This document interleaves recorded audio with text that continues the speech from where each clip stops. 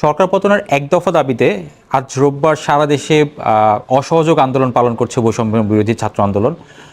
সকাল থেকে আমরা দেখেছি সারা দেশে 10টা কিংবা 11টা নাগাদ তারা মাঠে নামে এবং পাশাপাশি গত পরশু থেকেও মোটামুটি একটি রাজনৈতিক ঘোষণা ছিল আওয়ামী লীগের পক্ষ থেকে যে তারা আজকের দিনে মানে রোববার তারা সারা দেশে জমায়েত করবে। তো পূর্বসূচি অনুযায়ী আজকে আওয়ামী লীগও মাঠে, বৈষম্য বিরোধী ছাত্র আন্দোলনও মাঠে এবং তাদের ঠেকাতে পুলিশও মাঠে।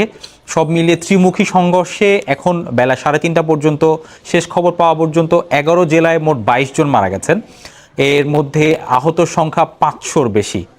বিশেষ করে মুন্সিগঞ্জ, রংপুর, বগুড়া, পাবনা, মাগুরা, কুমিল্লা এবং বরিশালে সংঘর্ষের ঘটনা সবচেয়ে বেশি ঘটেছে। রাজধানী ঢাকাতেও বেশ কয়েকটি জায়গায় সংঘর্ষের ঘটনা ঘটেছে, তবে ঢাকায় এখনও পর্যন্ত কোনো নিহতের সংবাদ আমরা পাইনি। পরিস্থিতি মোকাবেলায় এরই মধ্যে স্বরাষ্ট্র মন্ত্রণালয় থেকে নতুন করে কারফিউ জারি করা হয়েছে, যে কারফিউ আজ সন্ধ্যা 6টা থেকে বলবৎ থাকবে এবং অনির্দিষ্টকালের জন্য।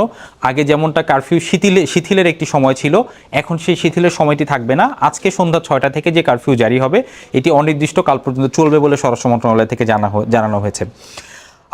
আর যেমনটি বলছিলাম যে আজ ত্রিমুখী সংঘর্ষ হয়েছে সারা দেশে। এই ত্রিমুখী সংঘর্ষের মধ্যে ঢাকায় সিগনিফিকেন্টলি উল্লেখযোগ্যভাবে যদি একটি বড় ঘটনা বলা যায় সেটা হচ্ছে ঢাকার লোয়ার কোর্ট মানে সিএমএম আদালতে এবং জজ আদালতের ওইখানে ঝামেলা হয়েছে। আদালতে ভাঙচুরের ঘটনা ঘটেছে, আদালত প্রাঙ্গণে গাড়িতে ভাঙচুরের ঘটনাও ঘটেছে। এরপর থেকে মোটামুটি সিএমএম আদালত এবং জজ আদালতের বিচারিক কার্যক্রম সম্পূর্ণ বন্ধ রাখা হয়েছে।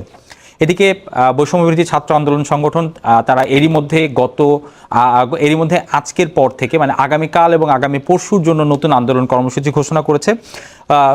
সংগঠনটির সমন্বয়ক নাহিদ ইসলাম বিজ্ঞপ্তি দিয়ে গণমাধ্যমে এই কর্মসূচিটি জানিয়েছে। তাদের কর্মসূচি অনুযায়ী তারা আগামীকাল সোমবার সারা দেশে নিহতদের স্মরণে স্মৃতি ফলক উন্মোচন করবেন। পাশাপাশি রাজধানীর শাহবাগে বেলা 11টায় শ্রমিক সমাবেশ এবং বিকেল 5টায় নারী সমাবেশ করার ঘোষণা দিয়েছে সংগঠনটি। এবং এরপর দিন মঙ্গলবার তারা লং মার্চ টু ঢাকা কর্মসূচি ঘোষণা করেছেন। এই কর্মসূচি ব্যাখ্যা তারা বলেছেন যে সারা বাংলাদেশ থেকে ছাত্র, নাগরিক সমাজ, পাশাপাশি শ্রমিক সহ সবাই ঢাকার উদ্দেশ্যে রওনা দেবেন। সেখান থেকে তারা বেলা 2টায় শাহবাগে একটি জমায়েত করবেন এবং সেই জমায়েত থেকে একটি গণজমায়েতের রূপ দিয়ে সেখানে একটি সমাবেশ করবে। আর এদিকে আন্দোলন চলছে, দেশের নিরাপত্তার জন্য কারফিউ ঘোষণা করা হয়েছে। এরই মধ্যে আজ প্রধানমন্ত্রী তার নিরাপত্তা সংক্রান্ত যে জাতীয় কমিটি, সেই জাতীয় কমিটির প্রথম বৈঠক হয়েছে। সেই বৈঠকে 3 বাহিনীর প্রধান উপস্থিত ছিলেন।